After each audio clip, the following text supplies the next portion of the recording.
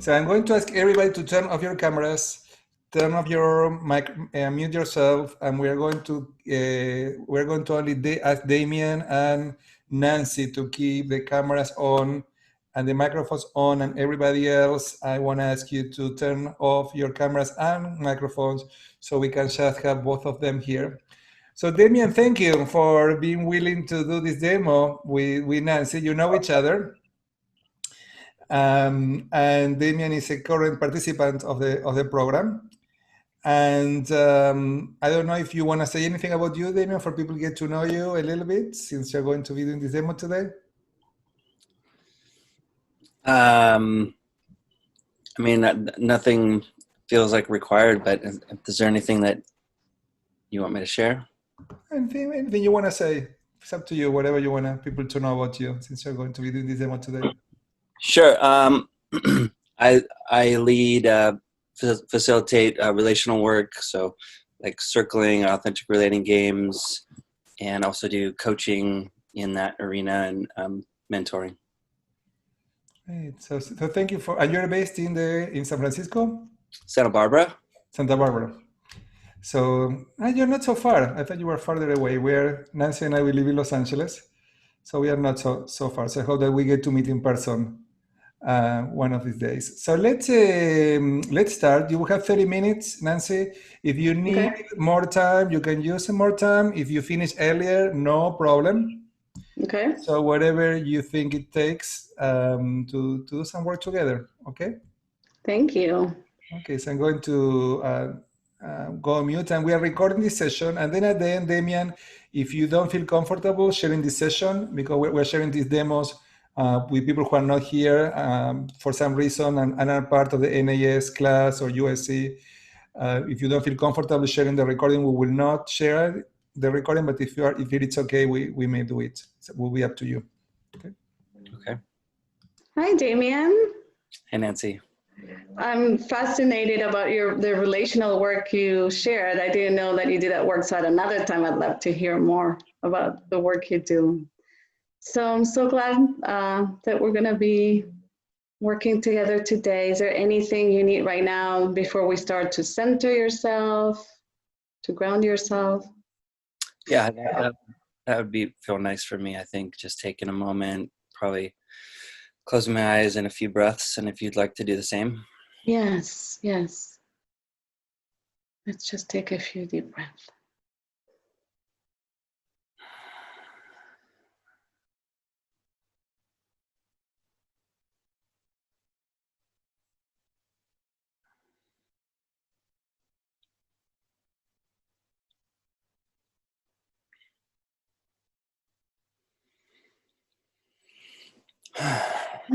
Thank you. That felt good. Yeah.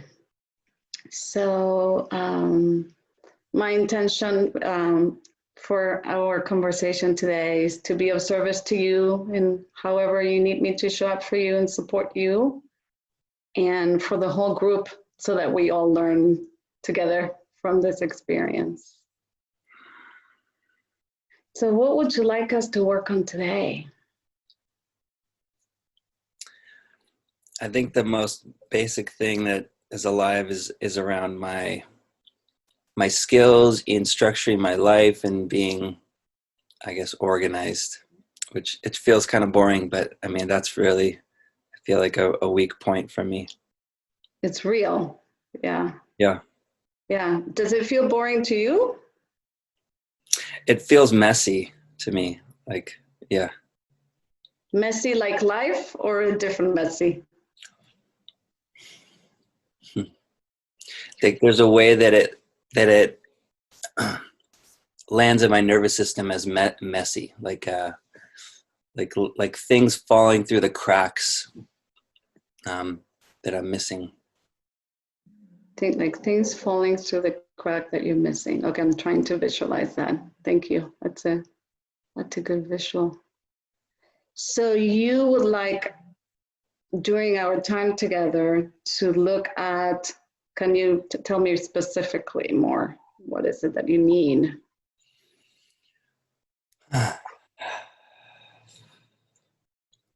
It might be something like I think I'm looking for a clear way to find more structure and organization in my life. A clear way to find more structure and organization. How, so by the end of our time together, how will you know that you came up with a clear way?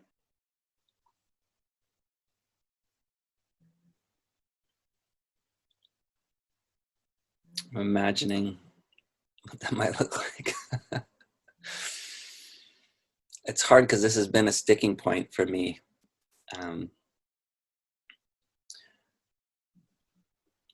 I'm guessing it'll be me having something written down that I can take with me. And when you say writing something, what would that something be?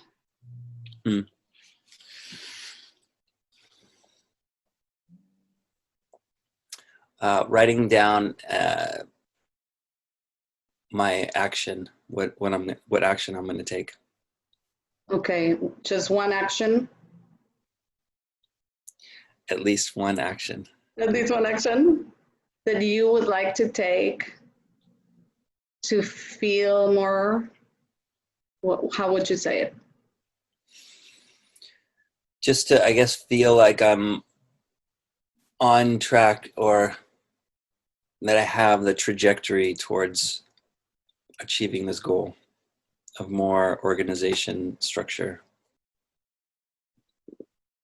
Okay, so when you say trajectory, I'm wondering, are you standing at the beginning or before setting that trajectory, and then for our session you'd like to feel that you're standing at the beginning door, opening door of that trajectory, or how would you say it?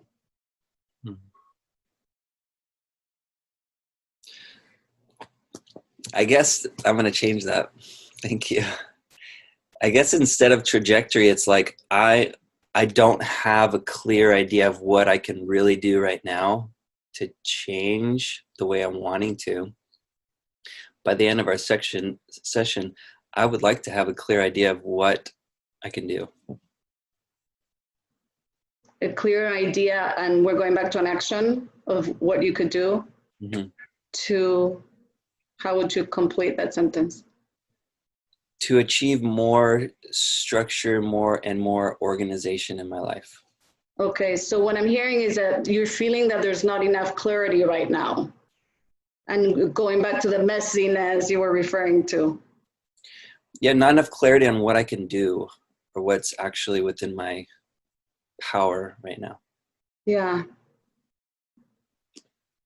So an action, okay. So an action that with clarity, I was just thinking that I'm listening to you. I'm gonna be very transparent. I'm listening to you and I'm hearing something you're not saying. So please correct me if I'm not hearing correctly. I'm hearing this, behind this action and oriented and trajectory, this like needing to go more inwards and figuring out what is stagnant, what is keeping you from this not being a sticking point anymore.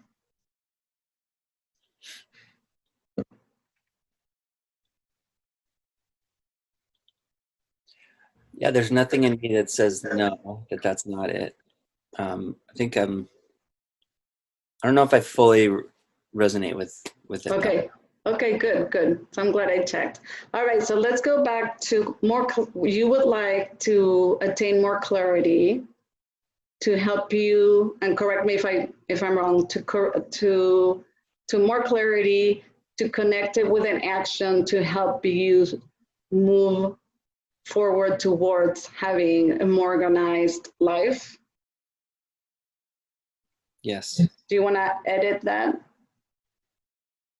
No, that fits. Yes. That fits. Okay. So clarity and possibly an action. Okay. Yes. All right. What's important to you about gaining more clarity?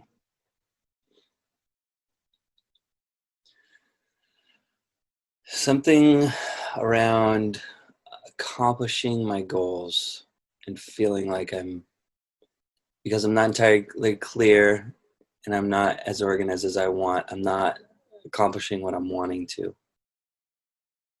Okay. And what will it mean to you if you do accomplish your goals? There's a lot of meaning here. I think one of the biggest meanings is more, I think, a happier home life and a greater sense of stability for my family and myself. That's big. That's a lot. Yeah, yeah. It's very impactful. It's a big impact. Mm-hmm. Mm-hmm. How do you feel right now in the absence of that? It's almost like I feel like I'm running uphill in quicksand or something, or in like a mud storm. So it's like I can't get like the traction.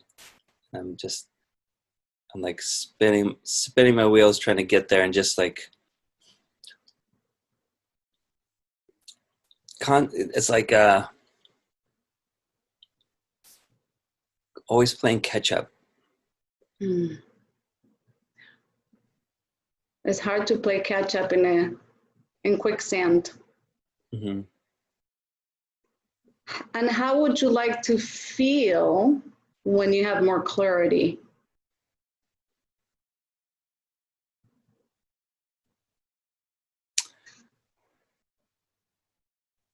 Like I got all the bases covered, and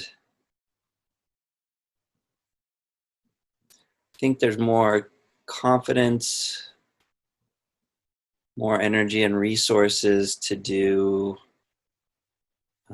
accomplish tasks, my goals. Mm-hmm. Yeah, it sounds very supportive to hear you say that.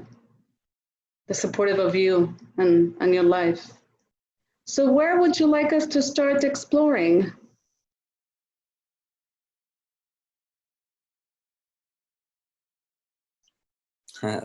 What comes up is the place I don't want to go, but that's usually the place that I do need to go. It's like it's kind of like what's not working, or what am I doing wrong? Maybe.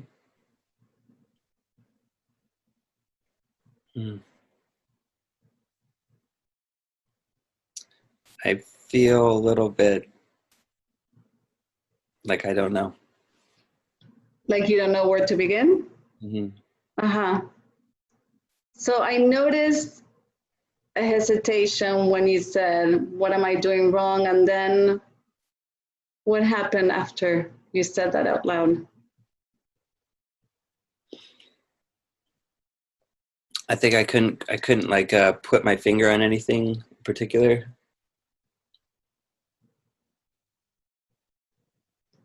What are you doing right?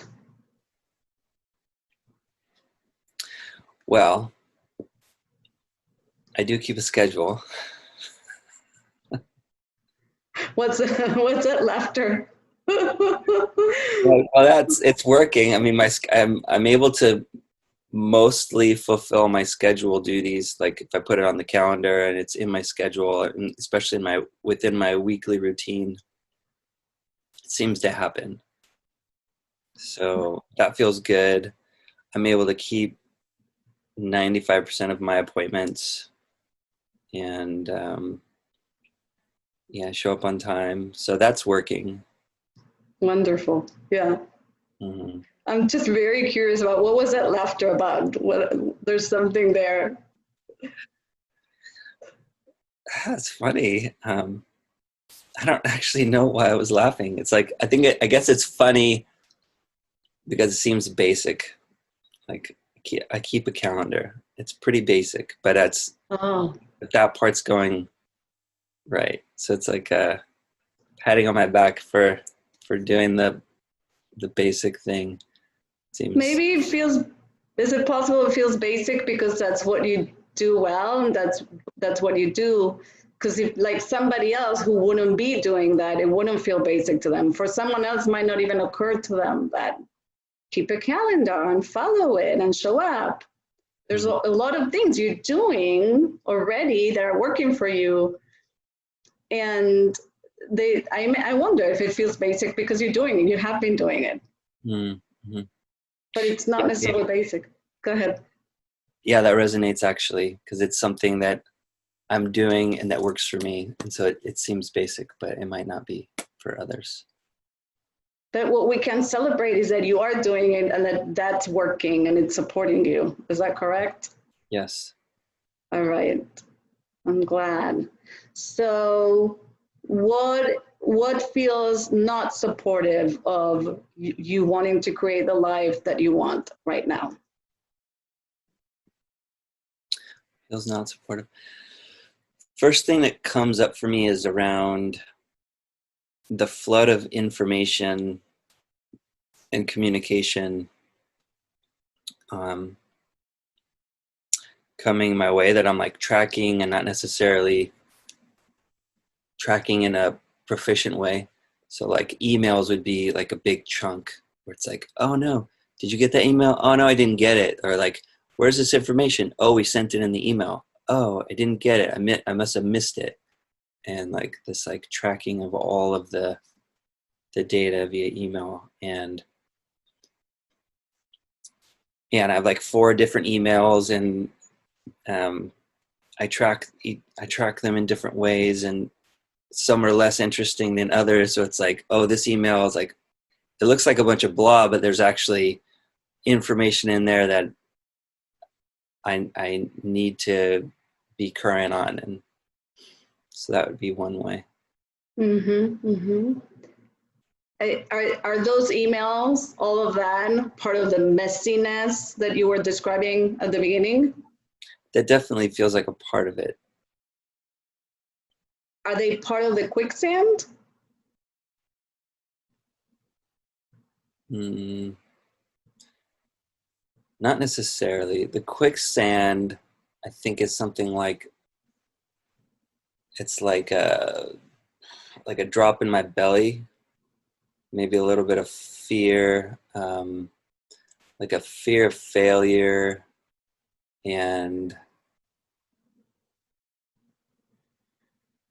like something's actually getting away from me. Something important is like getting farther away as I'm reaching for it.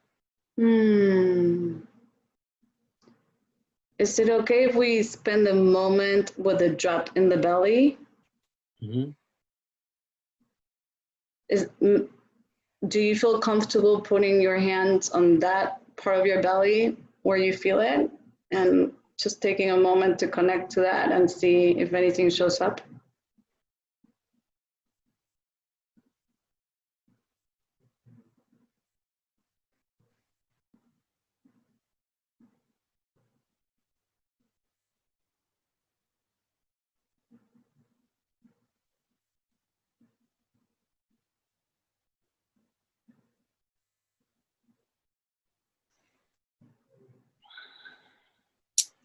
Yeah, I think it's definitely has a connection to fear. And yeah, it's pretty subtle, but it is there. Yeah. How might we honor that fear? What is that fear about? How can we understand it more? Mm-hmm. I might need a minute. Yeah, take as much as you need.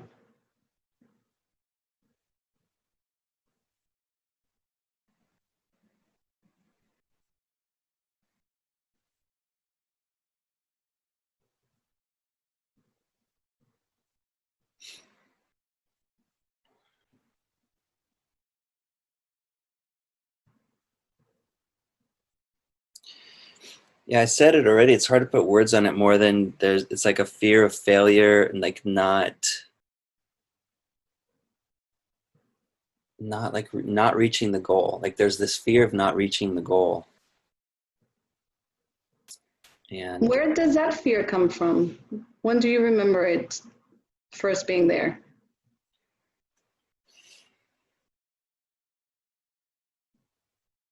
yeah, there's definitely a young part. Mm-hmm. Yeah, probably like a young child, like saying out loud that I'm like wanting to accomplish something, and I'm imagining being ridiculed or something, for like maybe my imagination being like too big, um, and grandiose or something. Hmm.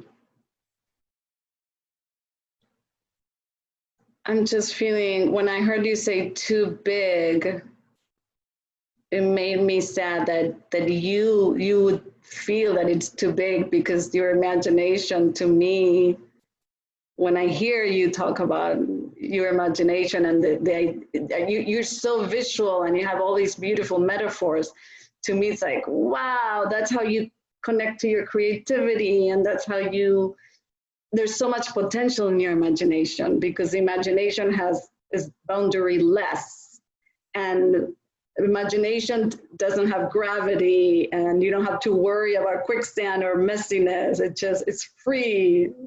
So I'm wondering, well, and then you said feeling ridiculed.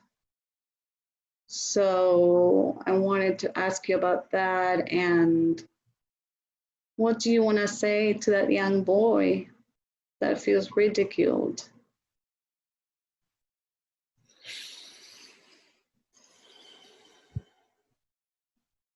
As I connect with that part,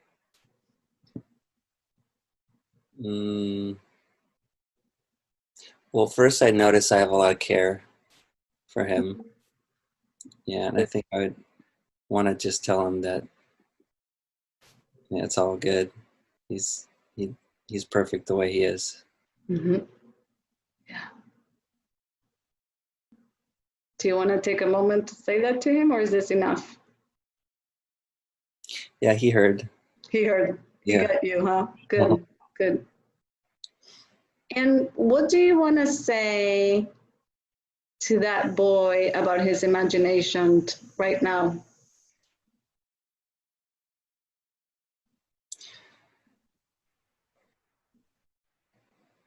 I want to let him know it's okay to let it go wild, to just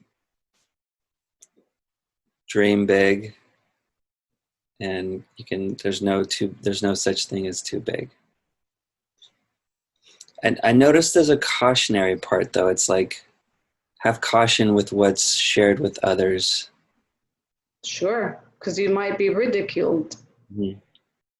Makes sense. So how might you want to honor caution with the free spirit feeling of imagination, having both, holding space for both the carefree feeling of imagination with the caution to protect yourself from sharing with the right people?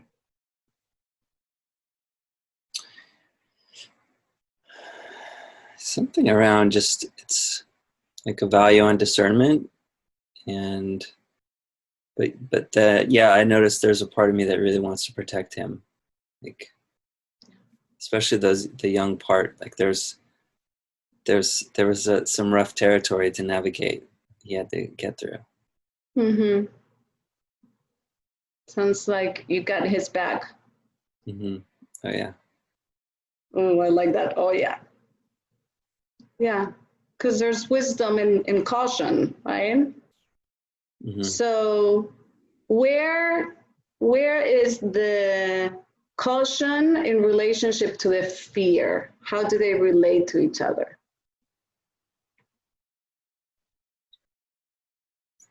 I feel pretty close. Yeah.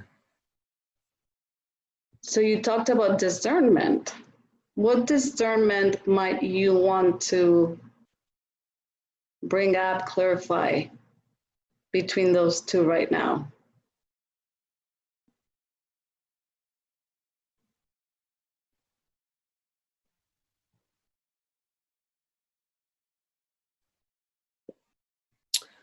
I'm not quite sure.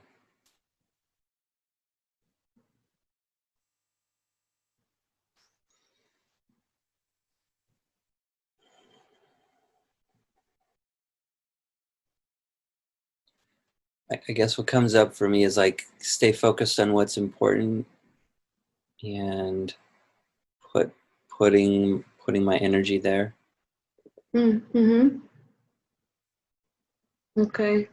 So quick check-in with your belly. How does the belly feel, that drop feel when you say that? Yeah, it feels good. Okay. Mm-hmm. All right.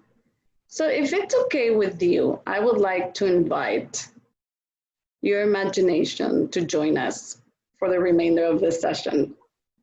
Is that okay? Yeah. Okay. And I would like to ask your imagination if, I don't know why I'm going to call her she, probably because in Spanish it's a she, and in English we don't have gender.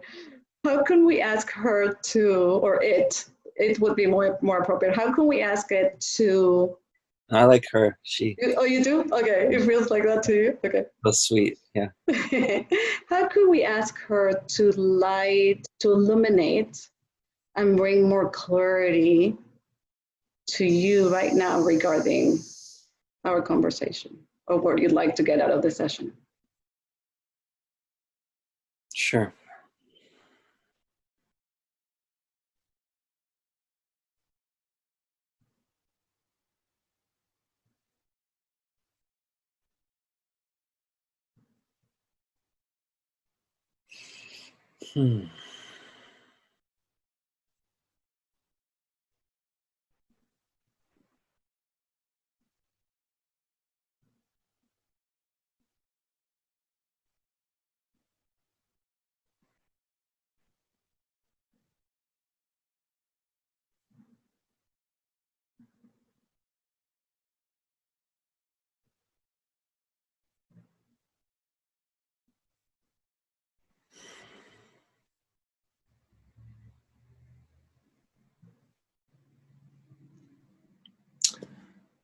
Huh. It doesn't feel like totally clear. Okay. Yeah. I noticed some things like things popping up, but nothing that's like concrete that I can grab onto. Okay, so there's nothing about the popping up that you'd like to share?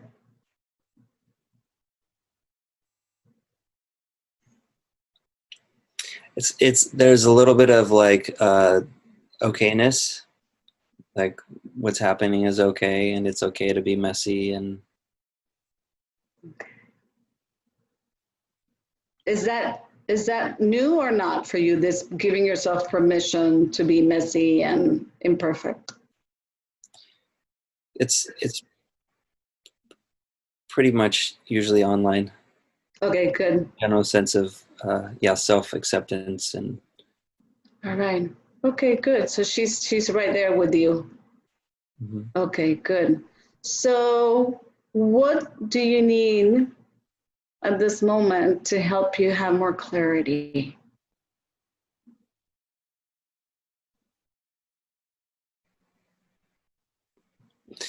the something, the words blind spots is coming up.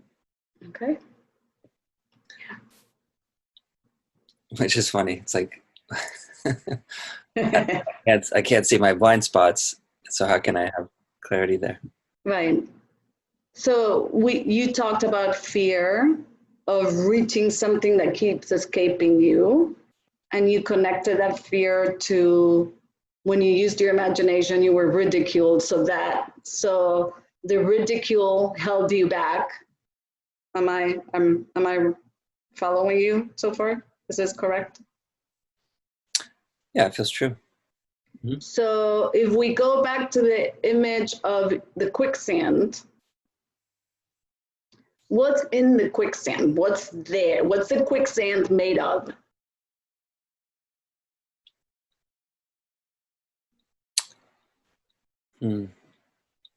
Chaos.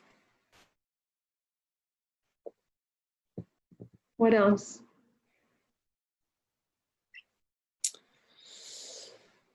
Time.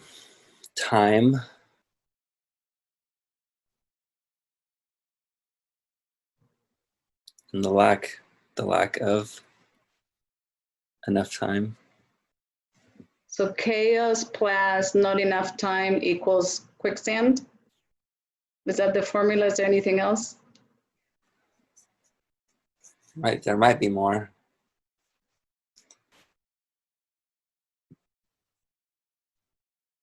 Yeah, I guess the limitations of my brain to hold all the pieces together. Mm-hmm. All the pieces together in order to what?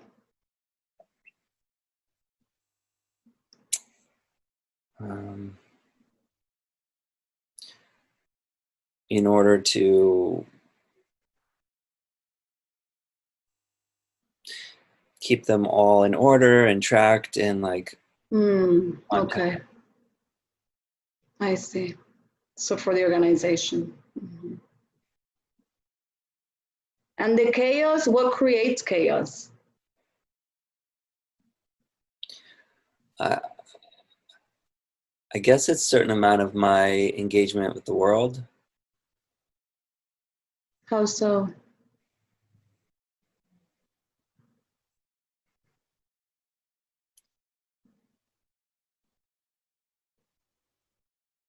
There's a lot of moving pieces and a lot of desire over here to like be involved, and a lot of desire around my creativity and different projects. And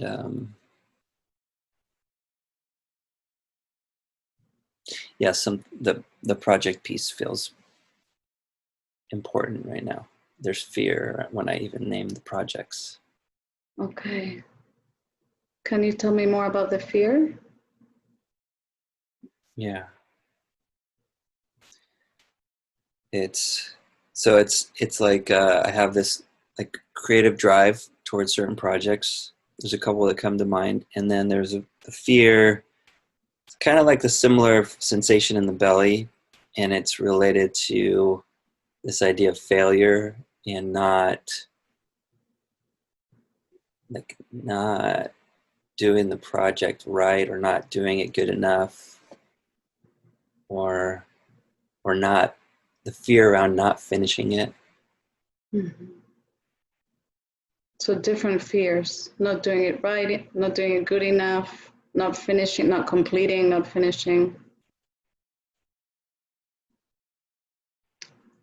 Would you say that that's been a pattern in your life, that you keep starting and not finishing? Okay. What came first, the fear or the pattern?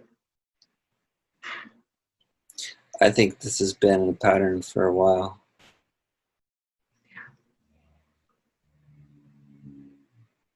And what's your understanding of what keeps the pattern, what makes the pattern repeating itself?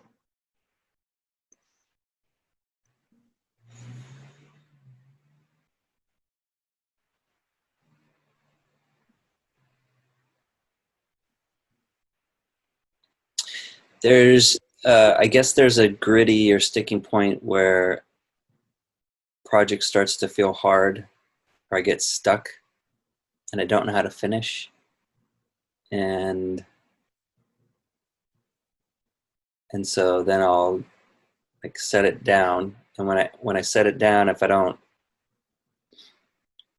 somehow, again, after it's set down, then it can get put away. And then when it's put away, it's sometimes hard to come back to. So there's the discontinuation of when it's put away, makes it hard to come back to. And then there's the not knowing how to continue when you get stuck. Is it not knowing, or is it something else? Yeah, so it could be any number of things that come up around feeling stuck around it. It's like it could be a not knowing. No, actually, that one fits really well. There's generally a feeling of not knowing what to do next, and that's part of the feeling of feeling like stuck in it. It's like, okay, I don't know how to finish this, or I don't know what to do next. Yeah. So Damien, if I remember correctly, you have young kids, right? Or one? Or I have a 6-year-old and a 22-year-old. okay, I remember. So if one of your kids would come to you and say, I wanted to do this, and I'm really stuck because I don't know how to move on, go on with it after this. This is all I know how to do. What might you suggest to them? I guess I'd probably offer help, to sit with them. And if you couldn't help them, what would you offer?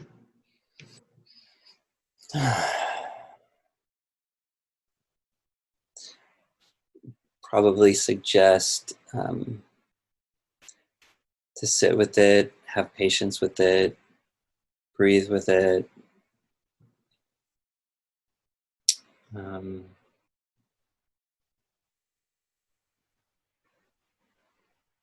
Ask for help with it. Yeah, it's interesting that ask for help was the last thing that you mentioned. What is that like for you, asking for help?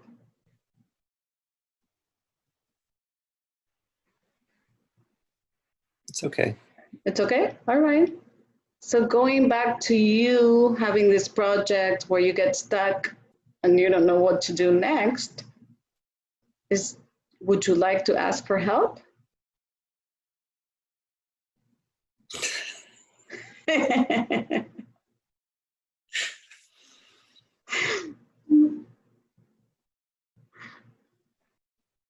Mm-hmm. What was that laughter about? I think I know what it was about, but I don't want to assume. I think I just feel young. Young? Yeah. And what does that? There's a part of me that just feels kind of young, innocent, and playful with that, I guess. Young, innocent, and playful, you said? Yeah. Uh-huh. About this, like being stuck, you mean? About asking for help. About asking for help. Oh, so asking for help leaves you feeling young and innocent. And what was not helpful? I felt playful. Playful, young, innocent, and playful. Okay. There's like a levity to it. Oh, okay, good. So it's all right. Okay. So how willing are you to ask for help when you need it? Yeah, I feel totally willing. So, is this bringing any clarity, or are we not? I would just checking with you. Are we on the right path or not? It feels good. It's feeling good for me. Like Good. I'm in touch with more levity as I'm considering the projects that I'm usually feeling stuck on. Okay. All right. So we're needing to start wrapping up. I just saw a chat message. So you're feeling more levity. How are we doing with clarity?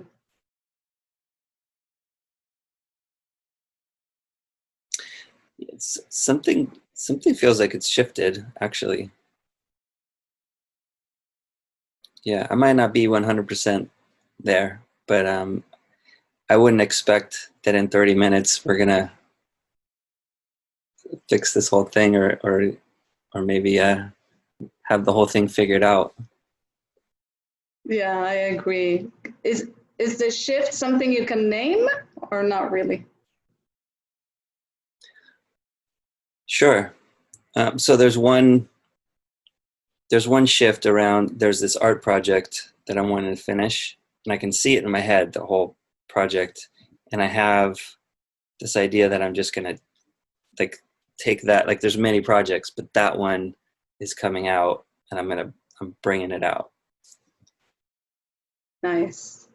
And if we check in with your belly and the quicksand, how do those two feel?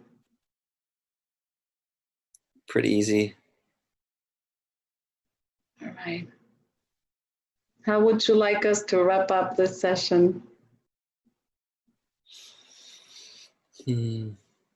How about we each share one thing that we're appreciating about the other? I love that. Who gets to go first? I want to go first. One thing I'm appreciating about you, Nancy, is your presence. I'm going to say two things, actually. Your presence and your pacing as you're with me. Thank you. I'm appreciating a lot of things about you, your openness, your vulnerability, your courage, your playfulness too. It brings me joy to connect to your playfulness. So thank you. Thank you so much. Thank you, Nancy. What a pleasure.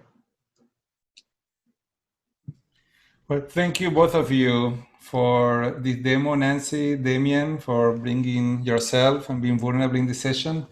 So we are going to invite everybody to come back. And what we're going to do is we're going to go to rooms. And before we go in for rooms, the idea that you share in your rooms, what did you learn from this session? What were your observations? We don't want to keep coaching Damien. So please, if you by any chance we will split people, don't keep telling him what he may be able to do or more coaching questions.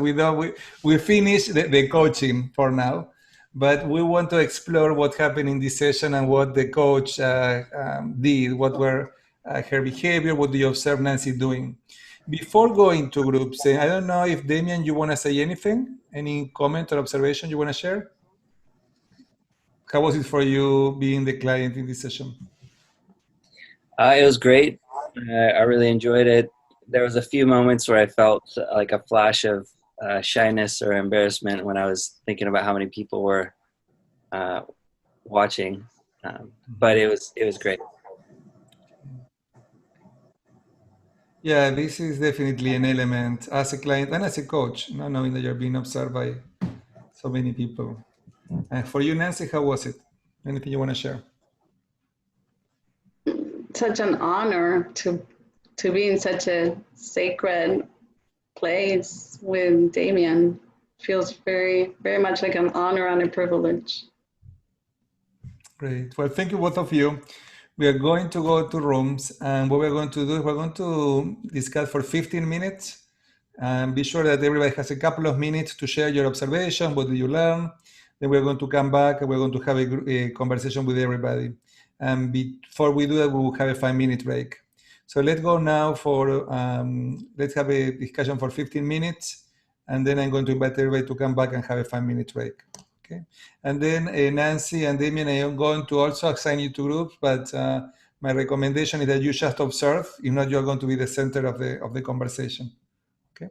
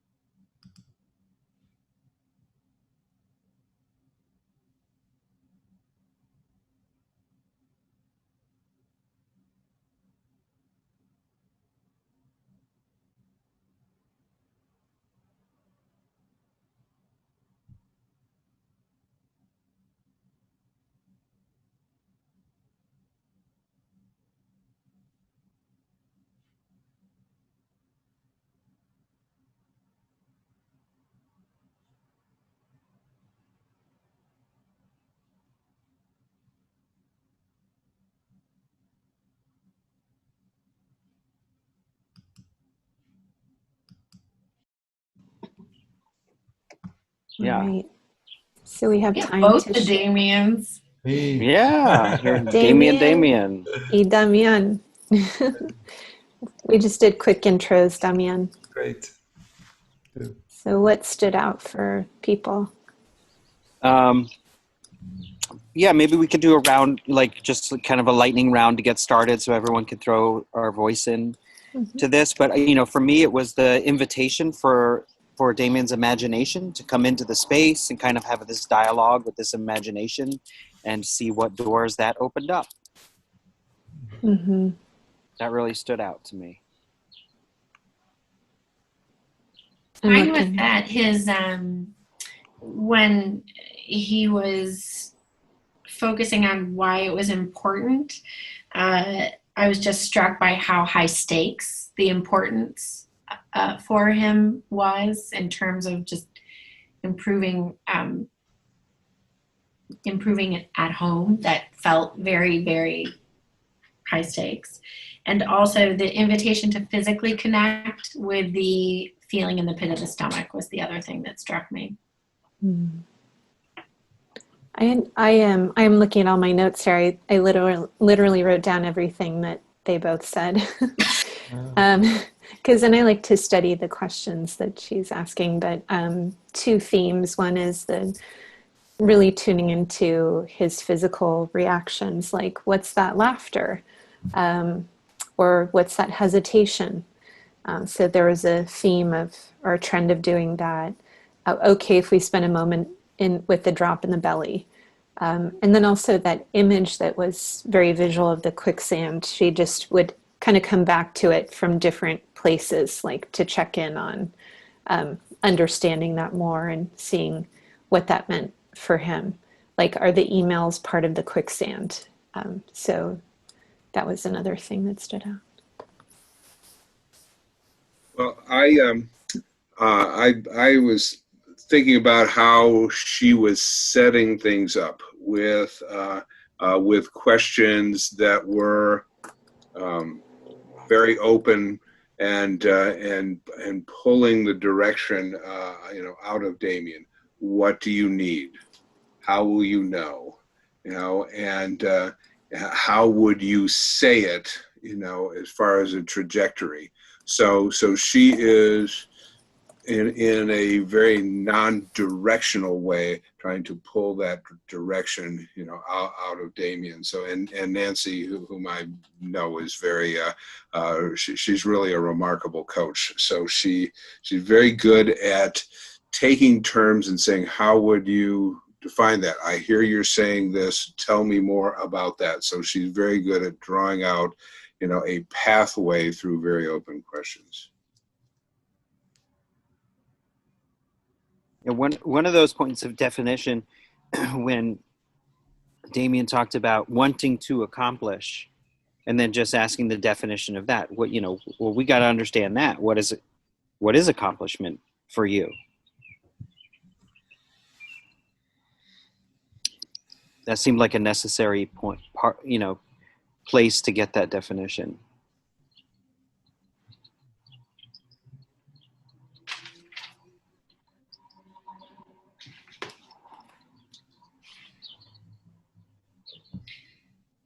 This is random, so I apologize. But I also had never, I hadn't observed anyone yet state their intention for the session out loud like that. I've done some of that internally for myself prior to a session, but it struck me as like lending a layer of transparency to the relationship that I think with the right people could be a real good shortcut in terms of establishing trust and rapport. You're saying when she did that? When she did that, yeah. Do you remember, Kelly, what she said?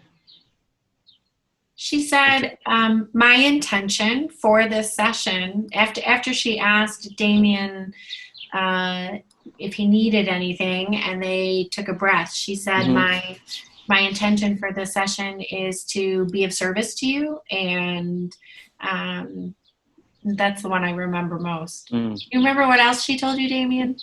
Are you supposed to be invisible here?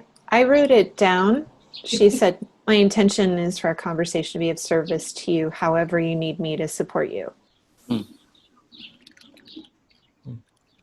Damien, you can participate too. What I'm saying is that what I don't want is like just to be an interview to you, you know, that as people are sharing, but you can also share what did you see that Nancy did that was effective, or that caught your attention and you think that she did that was effective and appropriate. I think what I she would be did, interested to hear that. yeah. So Damien, I have also a couple of comments, but Damien, do you want to share what worked for you as a client? What do you think do you see her doing that was effective for you? Yeah, give me a minute. Come back to me. It was interesting because she would try different things and she wasn't attached to it. Like, I'm going to be very transparent. I'm hearing something you're not saying. Correct me if I'm wrong. Go more inwards, figure out what's stagnant, what's keeping you from this not being a sticking point anymore. And then he said it didn't fully resonate and she just wasn't attached to that. So she went on to a different thing. Yeah. And that sometimes it's effective, not being attached, but sometimes we may also challenge the clients a little bit longer, maybe staying more in silence. Because I do believe that her intuition was right, that something was not being said there. And she had Damien, and Damien didn't resonate because he didn't have that in his awareness either. But that could have also been a good place together to explore. Because he said, you know, I want to look at my blind spot, but I cannot see what they are because they are blind spots. You know, how do you get there? So sometimes it is appropriate as coaches just to stay in that uncomfortable place of not knowing. And together, okay, let's explore what could that be. And just being curious. Yeah, as an approach.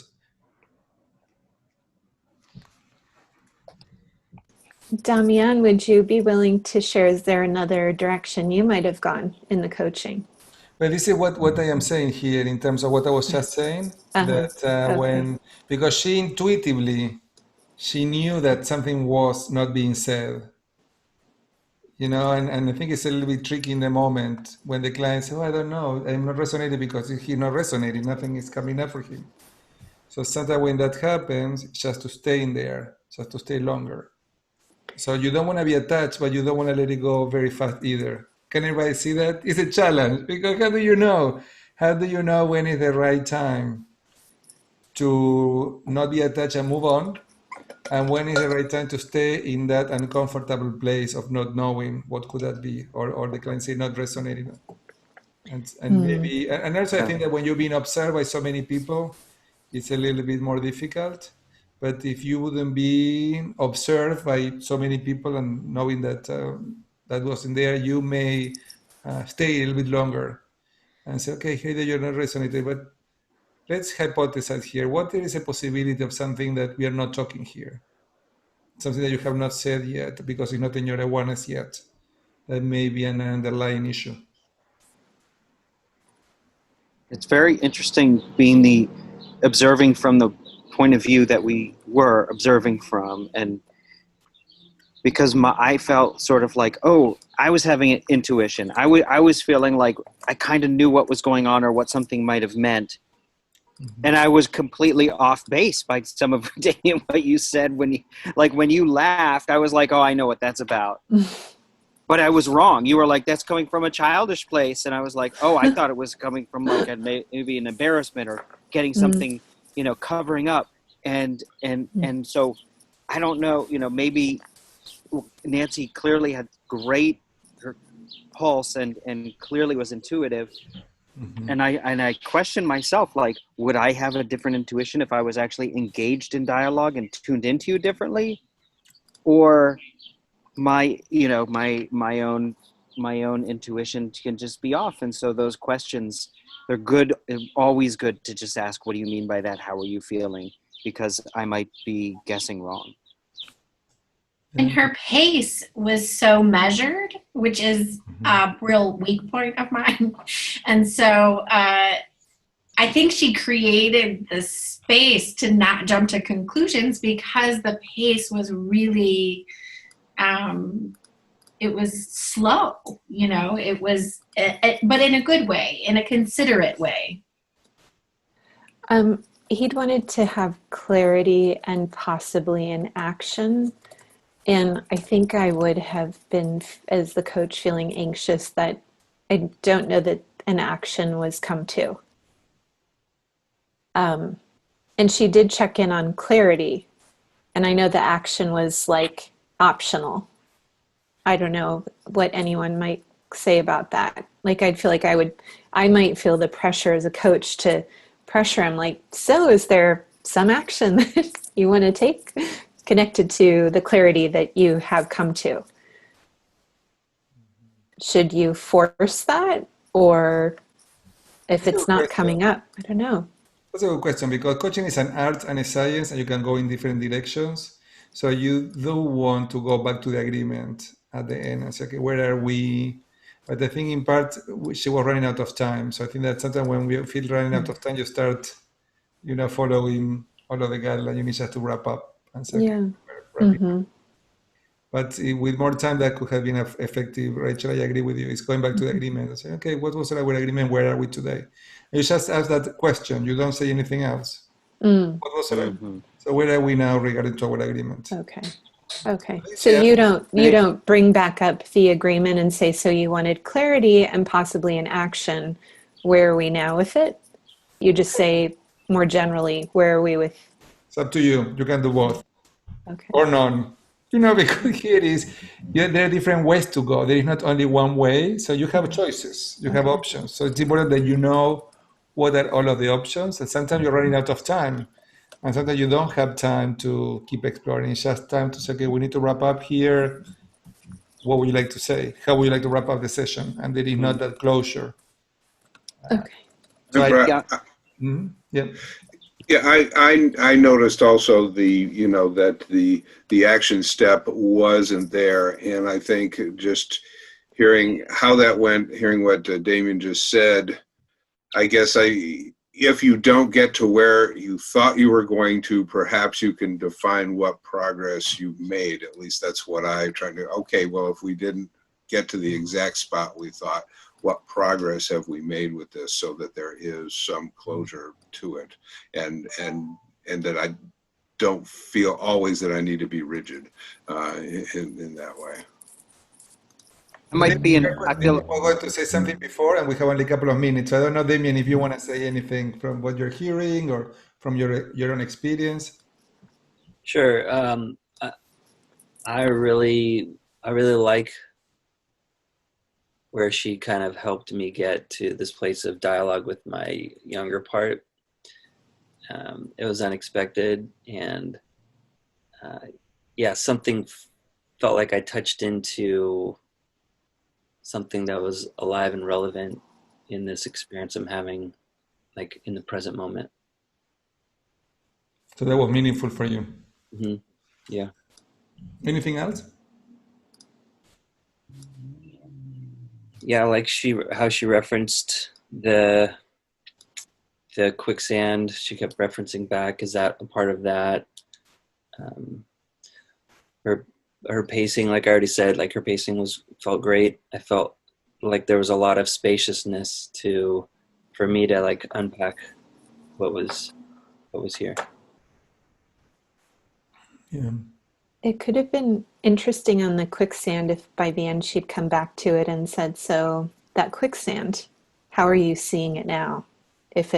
Maybe it's changed, maybe it feels lighter, maybe it's not something that sinks you down. Yeah. That could have been a good possibility. Remember that also always coaching is an art and a science. So you can go in different directions and you can do different things. Yeah, and sometimes you have these rules from ICF and sometimes they apply and sometimes they don't. So it's good to know they exist so you can choose when you want to use them. You want to use them for this program, okay? But when you are working with your client, you need to figure out when is the right time to use the different sessions. So you may not start every session with all of the coaching questions or the coaching agreement. You will choose which one you may ask. But Nancy did a very good job today showing that. Do you see how effective she was going through all of the markers? Mm-hmm. She asked all of the questions of the coaching agreement. Everybody could get that.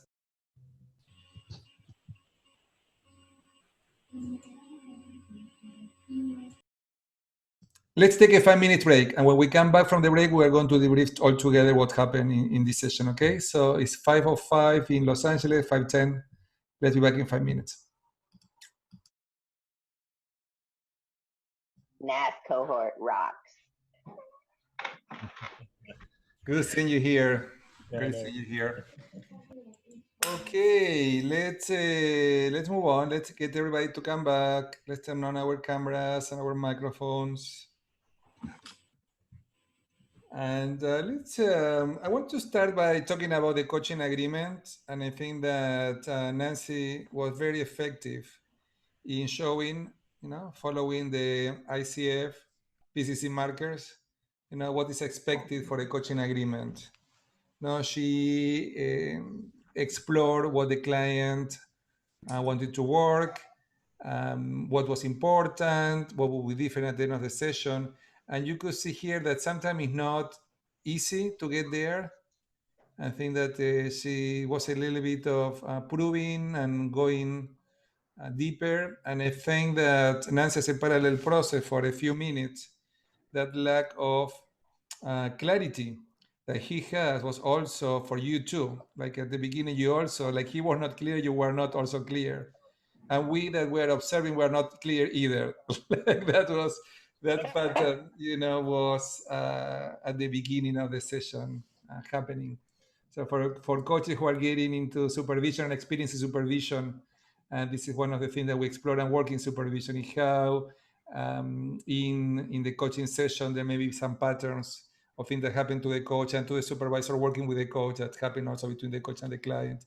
So for many people observing in some way, we were experiencing some of different reactions during the session. And that can be information. What is interesting that came up in one of our group discussion is that you may have some hypothesis of what's going on. And you have some intuitions, and as you were effectively bringing your intuition of what you thought was going on, and we may or may not be what the client is experiencing. So that's the reason why we're always asking. That's the reason why we're always asking what is the meaning of the language, but also Nancy was very effective in exploring the shift in the body language. Many times Nancy asked, okay, what that smile means, or what a couple of things that you observed him doing differently. You were curious and interested about what did they mean. So let's hear some of the groups. Who would like to start sharing some of the observations from this session?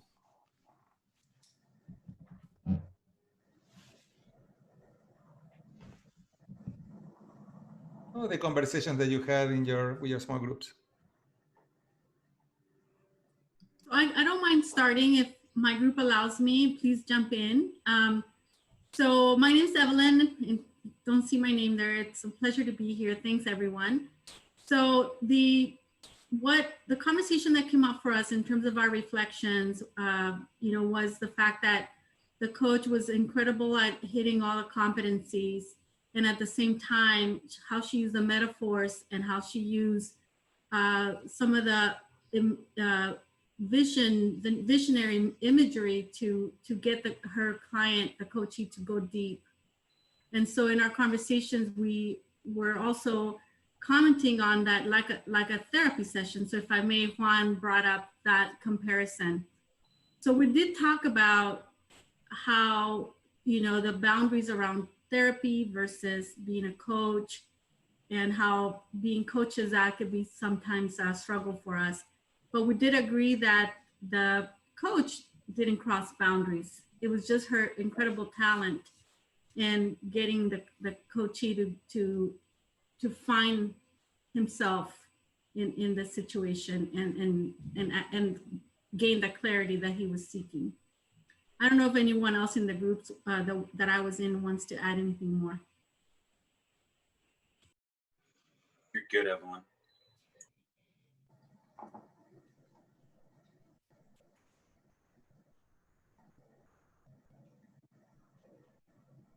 Anybody else from the group want to add any comment? Well, Damien, I guess I'll take it back.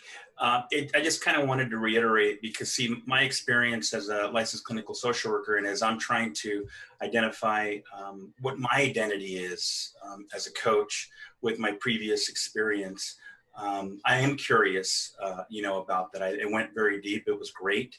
It was a great session, but that's something that I struggle with that I wanted to bring up to the group just to see, how do we reconcile that?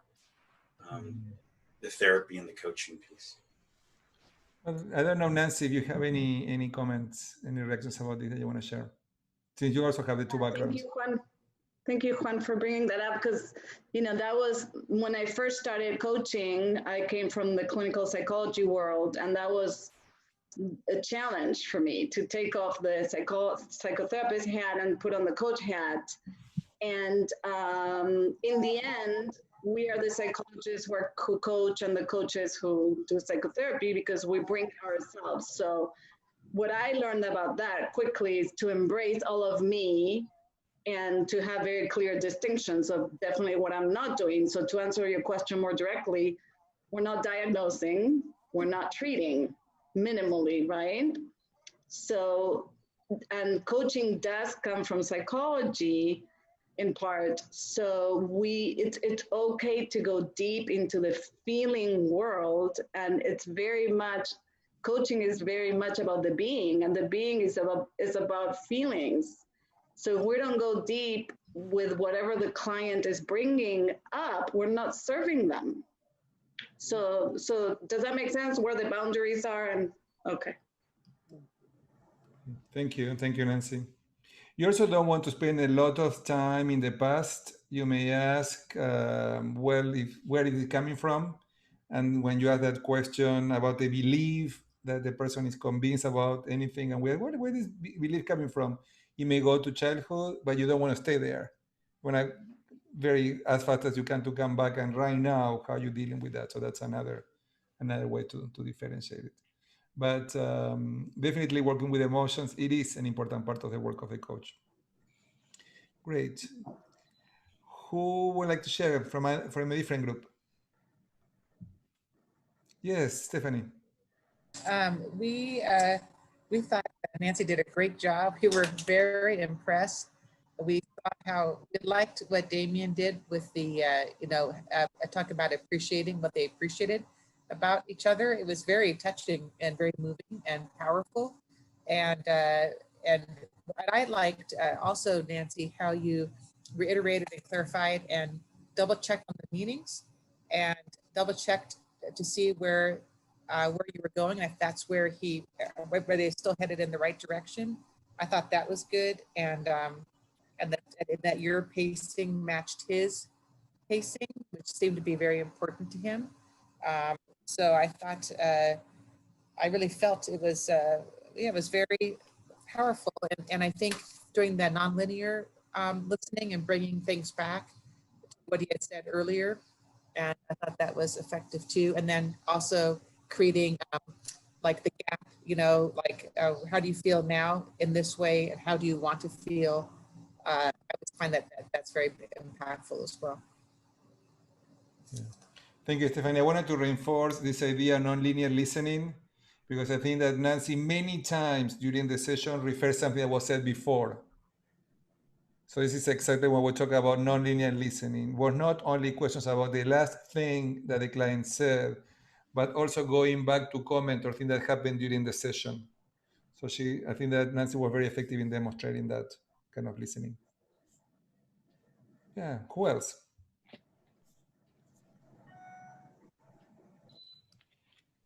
I have a question. I've talked with Nancy about this a little bit with her being my mentor coach and how I've been coaching people, but the piece around, excuse me, the outcome that they want. And so I'm looking at my notes of what was said, and she summarized that by the end of our time together, you'd like to have clarity. And she asked, how will you know that you came up with a clear way? And he said, write something down. And then he said she pressed further, and he said writing down an action that he would take. And then the summarizing was, okay, an action and clarity. I think that's just an area I'm learning about. How do you get them really tied down to the agreement? And it seemed for him that clarity meant connecting with an action to help move forward toward a more organized life. So I'm not sure what the question is. It seemed like those, I'm trying to understand what the agreement is, and it seemed like it was clarity and possibly an action. So it just seemed like I'm not sure that I have it really clear. If anyone wants to respond. I don't know, Nancy, if you want to share any observations about that. Thank you, Rachel. Yes, I'm with you. I totally get what you're asking. And what happened with me during the coaching agreement is that I kept getting an intuitive hit that this wasn't about action, that it was about exploring what was keeping him stuck. But he wasn't saying that. So at some point, I gave myself permission, like I kept probing and to see if he would say it. And at some point, the intuition kept hitting me and hitting me. So I gave myself permission to say it, and he discarded that. And I have to honor and respect my client. And alas, where we go in the session addresses directly my intuitive hit, which it doesn't matter because I don't have to be right. It's not about the coach being right? And I was wrong many times during this session, as you noticed, and it's totally okay. But why I'm saying all this, Rachel and everybody, is because there's still, even in the coaching agreement, even as I kept trying to tighten it and tighten it and tighten it, it wasn't 100% clear. He wanted clarity, but how can you have clarity about something that you don't even know that what you want to be clear about 100%? And that's why the being had to really be explored. And I had to ask a lot of permission and to be very gentle with exploring his being. Because what if the client is not fully ready or whatever, right? So I think what you notice is me feeling, how can I keep supporting him in being with him where it's going to support him with a lot of respect for I can be wrong, I don't have to be right, and my intuition doesn't even have to be right. He knows way better than I do, and I have to follow his lead. Does that answer your question, hopefully a little? Yeah, it's just where it's my learning edge is how to get a client who may not have that tight focus.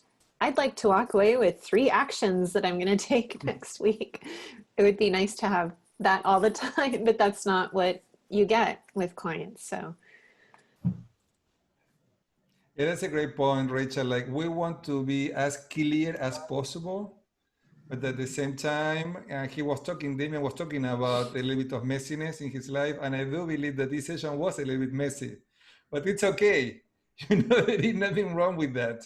So sometimes some sessions go like by the book, like you like it, Rachel, like with all of the elements clearly defined and everything is very, very go into the boxes, but sometimes it's not. And there is not right or wrong way. So let's be careful here because we're not judging right or wrong. There are different ways to go. Remember, coaching is an art and a science. It's a science because we follow some parameters, but it's an art because we can go in many different ways. Now, when you're doing a demo, it's a little bit tricky because Nancy, something that I was experiencing when you were sharing your intuition and your client is telling you, no, not that way, and you let that go because you want to respect him, I was thinking, Nancy, completely right. There is something else going on there. And maybe Damien was not ready in the moment, to come up with anything because he was being vulnerable and open, and that was his case. So sometimes the question is, when you're in public, it's more difficult to challenge your client. But if you would not be in public, and you have an intuition and you say, what else may be happening here that we are not talking about anything? So let's forget about Damien here, about this session. You may be sensing that you're talking about something, but you're not talking about something else. Right. And that can happen about anything. And I promise that will happen to you because that All happened the with our time. clients. So you Yeah. may say, you know, I think that there is something else going on here, but I don't know because we don't know either. So what do you think about that? And the client may say, well, nothing is coming up. Okay, so maybe staying in that uncomfortable place a little bit longer. What was not Nancy appropriate for this session here today, but I want everybody to stay in that uncomfortable place of not knowing.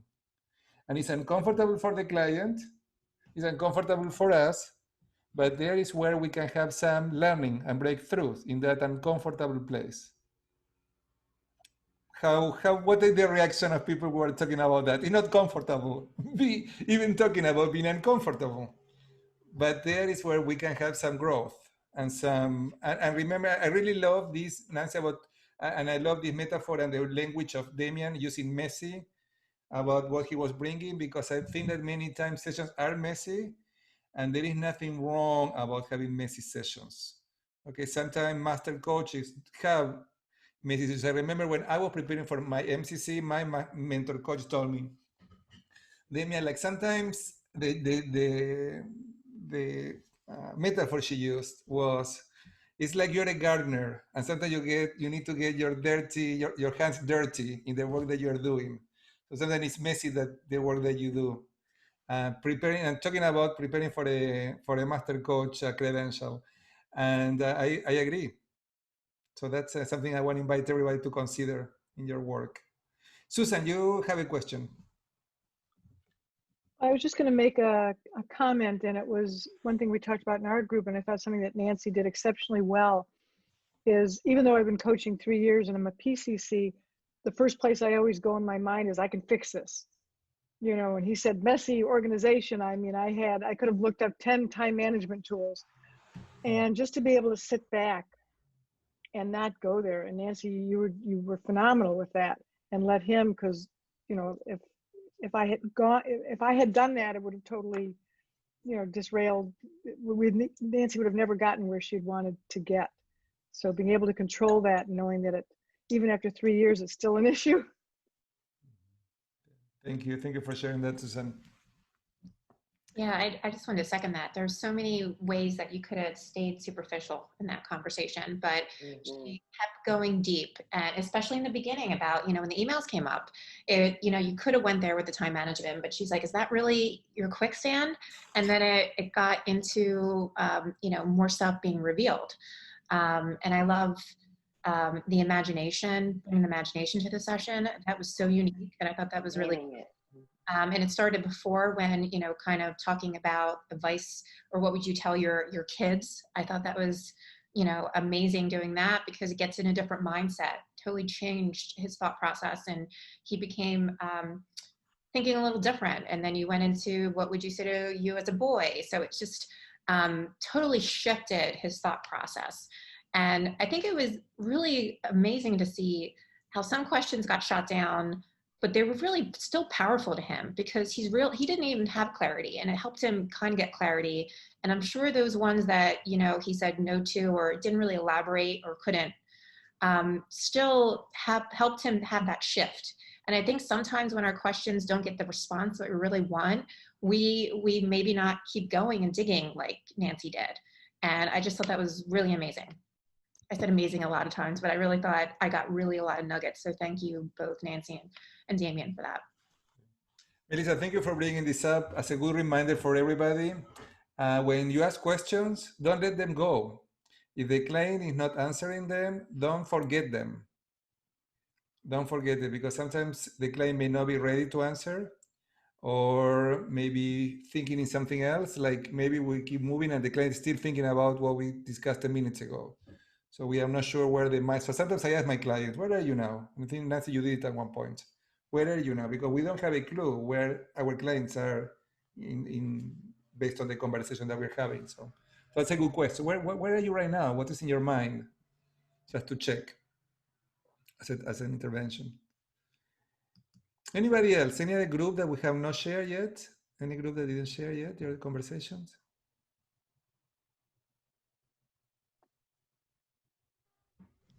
I was in the. Go ahead, Go with Susan. Artemis and then Susan. Okay, thank you. So we actually had Nancy in our group, so we were a bit lucky to pick her brain on a few things. I think two things that struck out that we haven't mentioned is that she was really good in bringing in so the abstract and the emotions into the physical, so kind of inviting the imagination in like a participant to the conversation and going from the feeling to the gut, so really the emotions into the physical presence, into that gut feeling. And I have a follow-up question for Nancy on that we weren't able to zone in. And we also said how good Nancy was in staying present and mindful.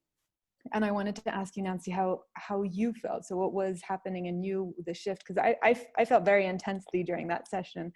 So I wanted to ask how you felt and how you stayed present and mindful. Great question. I was right there with him. It's as if there was nothing else in the world during the time we were together. So I'm not sure if I can answer how, but I guess I was very tuned in. I guess the energy field was between Damien and I, and that was it. That's presence. I really wanted, you know how I set my intention at the beginning of the session. I said, my intention is to be here of service and to support you and for everybody, all of us to learn. So I guess once you set an intention, whew, it sets everything in motion. So I don't know if that answers the how. But you had another question? Sorry, No, that's how you felt, yeah. But yeah. All right. I don't know if that helps, but that's. Yeah, thank you. Okay, you're welcome. Right. So Susan, you have a question or comment? Yeah, Susan Metros and I were in the same group, and one of the things that we observed is that you were incredibly empathetic, you know, all the way through. I felt like you could feel what Damien was feeling, and you were constantly, you know, responding to that. And that was an interesting thing to hear and watch, as it felt like, this is in a very inelegant way of putting it, but in a way, it felt like you kept chasing what was the real issue. But you were really empathetic, and you were really tuned in all kinds of ways. You know, from a physiological sense, I could see you could feel what he said, and feel what he was feeling, and then we're kind of giving him back what he was saying. Super empathetic. But I guess my question is, when you have a client that, and like I said, my inelegant word is chasing, but that's not able to get there. It felt like it took such a long time. How do you manage what feels like pretty natural human reaction? Like Susan said, I can fix this. Hey, I bet it's not about this at all. Maybe it's that. How do you learn how to manage that, not overstepping that boundary? Because what you had was like a really intimate, sacred thing that if you had done that, it might have ruined it. Thank you for the question. I think there's a great learning here for all of us, because the way I see that is the difference between being a consultant and a coach. So if I was hired to be a consultant, it would be totally okay for me to say, oh yes, let's do this. This is a list of things, right? I can get you organized. So as a coach, to me, does not feel respectful to go there. What did feel respectful to me is to meet him where he was at. Even with my intuition hitting me like a ton of bricks all the time, I kept forcing myself to just respect, this is where he is, and I need to meet him with a lot of respect where he is. Does that take like 25 years or something?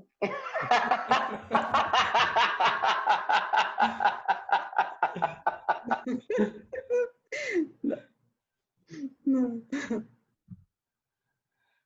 Okay, we have time for a couple of more comments you. before we wrap up. Anybody else? Anything that we have not, that you discussed in your small group that was not shared yet?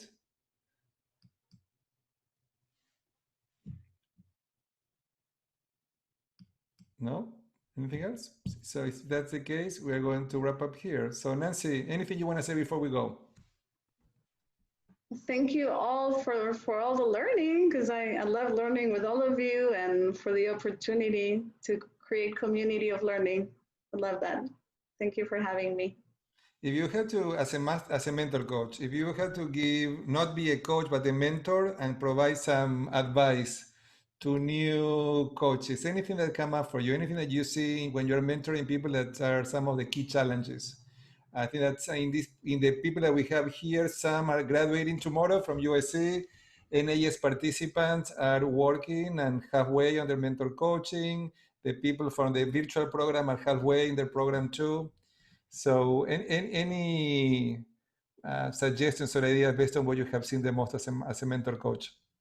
I would say what keeps coming up in my mentoring right now is the coaching agreement. And it happened to me today, that you need a very, very clear, crisp, concise coaching agreement, because the coaching agreement is the foundation of the session. If you have a good, solid foundation, it's gonna, even like we did, I tried this and it didn't work, I tried that, but the foundation kept strong and we were there together. So, and I knew it's a GPS, right? It's like, well, it's not a GPS, it's like we together co-create the GPS, but we put in the direction of where we're going. So if you don't put the direction of where you're going, which is the coaching and the articulation of the coaching agreement, how are you gonna get there? So the coaching agreement, clear, concise, crisp, is gonna support you. So keep working on that, and you can do it. I know you can all do it. Thank you very much. Well, thanks everybody for being here with us today. The last Thursday of the month, we always have these open demos. Next month is going to be about creativity. So I'm waiting to confirm somebody working with Lego. Anybody have worked with Lego in coaching or in organizing training? Cookie, great. So we're going to be doing that in a month from now. And thanks everybody for being here. I want to ask the participants from the virtual program to stay for 10 minutes. And everybody else, I want to thank you again for being with us today. And Damien, is it okay to share this recording? Do you give us permission to share this with the classes? Okay, great.